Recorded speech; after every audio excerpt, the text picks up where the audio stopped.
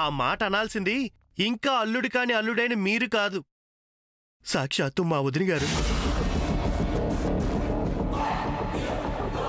అయినా నేను ఈ పరాభం భరించలేనండి, వెళ్ళిపోతున్నా. నేను చెప్పేది వింటే ఈ ఇంట్లోంచి ఎవరిని తన్ని తరిమేయాలో ఆవిడే నిర్ణయిస్తారు.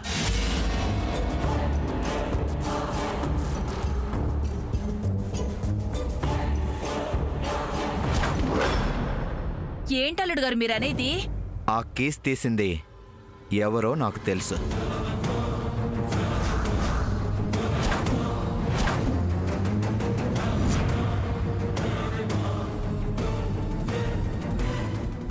తెలుసా? తెలిస్తే ముందే చెప్పచ్చు కదయ్యా. ఇంత అవమానం జరిగాక, అది దేవతలాంటి మా వదిన ముందు. ఇప్పటికైనా ఈ ఆంజనేయుడు నమ్మిన బంటని నిజం బయటపడితే ఇక నేను ఏమైపోయినా పర్వాలేదు. సర్లే చెప్పు.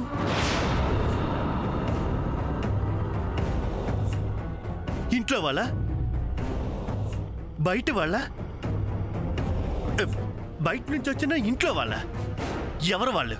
చెప్పు, తొందరగా చెప్పు.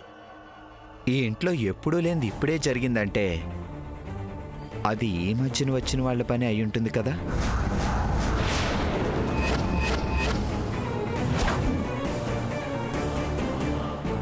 ఇదిగో ఈ శ్రీనివాస్ శ్రీనివాస్ శ్రీనివాస్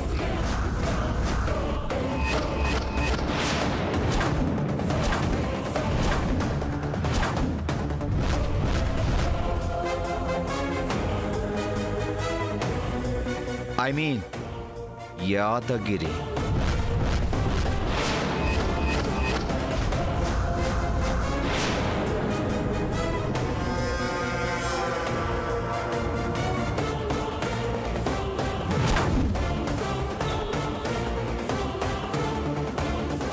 నేను తీయడం ఏంటయ్యా?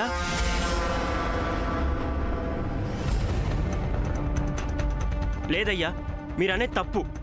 మా లాంటి వాళ్ళు నమ్మకంగా పనిచేస్తారు కానీ ఇలా నమ్మక ద్రోహం చెయ్యం.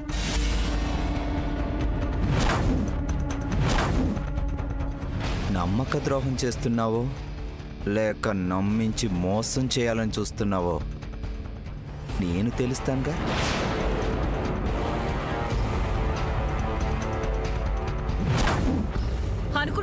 అనుకుంటూనే ఉన్నా ఇలాంటి పని ఏదో చేస్తాడని అనుకుంటూనే ఉన్నాను.